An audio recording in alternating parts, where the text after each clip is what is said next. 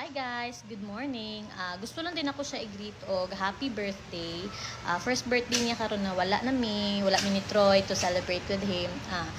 Enjoy your day. I know ma-enjoy nimo. My wish for you is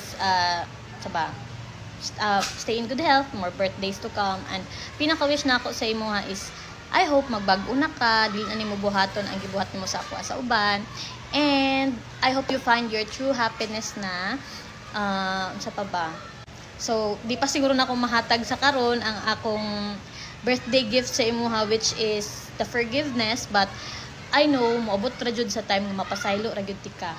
And kabalo jud ko nga hapit na. So that's it.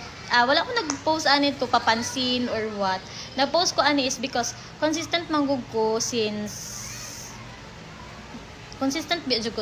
pag uyab pa lang jud nato hantod nagbulag ta, consistent ko sa mga birthday greetings, Father's Day greetings, unsa pa na mga greetings diha.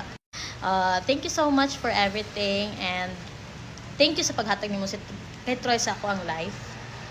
Thank you sa imong life kay kung wala ka, wala si Troy sa ako. So di ko mahilak kon. So bye guys.